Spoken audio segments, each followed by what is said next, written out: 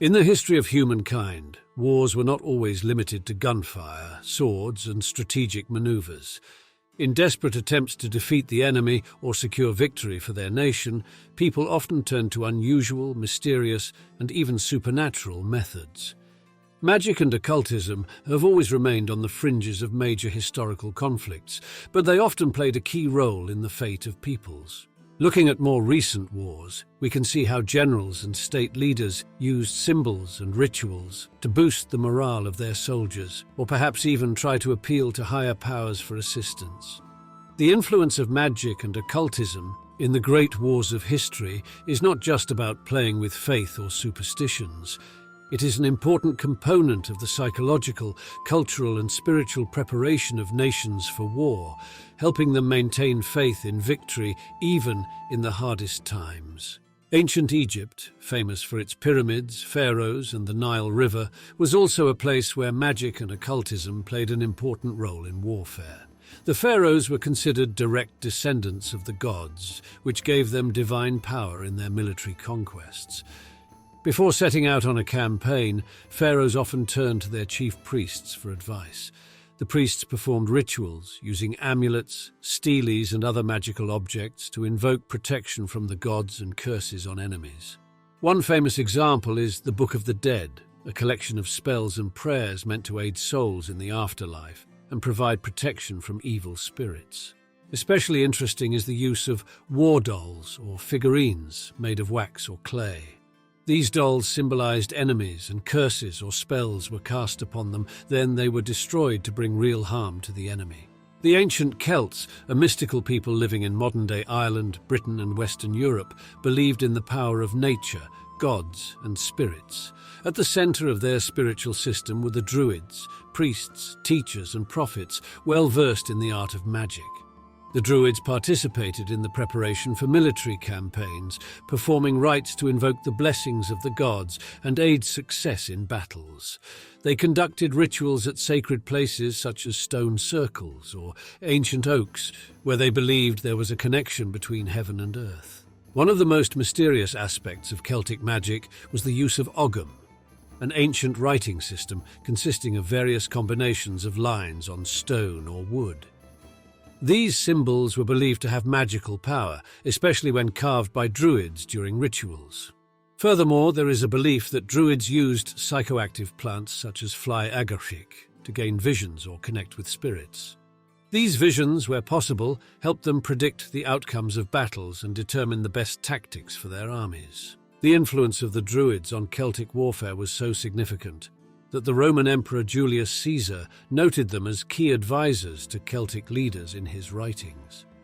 Caesar was so threatened by their influence that he attempted to suppress the cult of the Druids during his conquests in Gaul. Thus, in Celtic history, magic and spirituality were closely linked with military actions, and the Druids played a key role in ensuring success on the battlefield. The beginning of the 20th century witnessed one of the most mysterious and dramatic periods in history: the birth of Nazism in Germany. What makes this period particularly interesting in terms of magic and occultism is the close connection between the top of the Nazi Party and esoteric beliefs. The mysterious organization known as the Thule Society became one of the key esoteric groups that influenced the early Nazi movement. Their beliefs were based on Aryan mythology, as well as the idea of the existence of a lost ancient civilization in Hyperborea.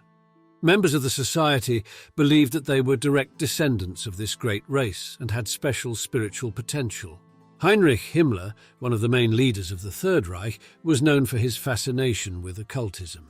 He considered himself a reincarnation of King Henry I and conducted archaeological excavations aimed at finding his tomb. Himmler also created Ahnenerbe, a scientific research institute that studied ancient Aryan traditions, mythology, and occultism to use this information for the benefit of Nazi ideology. Many Nazi symbols, such as the swastika, were borrowed from ancient religious and occult traditions. It was through this mystical undertone that Nazism was able to deeply influence the collective consciousness, using ancient symbols to mobilize the people. Occultism in the Third Reich was not just a fashion or exotic hobby, it was an important tool that helped the Nazis manipulate the masses, using ancient symbols and beliefs to implement their military and political agenda. Although World War I is often perceived as a conflict where technological innovations and strategic planning took center stage, occult beliefs and magical practices played a significant role. One of the most famous figures of this period was Mata Hari, a European spy and exotic dancer who, according to rumors, used her enchanting abilities to gain confidential information from high-ranking individuals. According to legends, she used magical rites and rituals to strengthen her ability to induce trance and obtain information from other dimensions. In the British Army, some military ranks believed in the effectiveness of magical practices for protection from enemy fire. There was a widespread belief in the Angel of Mons, a mystical guardian who protected British soldiers from German fire during one of the bloodiest battles of the war. After the end of World War II, the world witnessed a new confrontation, the Cold War between the USA and the USSR. During this time, scientific and technological achievements were at the forefront, but occult interests did not disappear. Rather, they gained new strength. One of the most mysterious operations of the Cold War was the Stargate project. Conducted in the USA, its purpose was to research human psychic abilities for military purposes, particularly remote viewing. These experiments were often compared to occult practices, and although many of the achievements of the project remain secret, it is known that some of the mediums proved to be surprisingly accurate in their visions. On the other hand, the USSR also actively researched psychic phenomena. It is known that Soviet scientific institutions studied hypnosis, telekinesis, and the ability of a person to predict events. These studies were often surrounded by great secrecy, and only after the collapse of the USSR did some of them become known to the general public.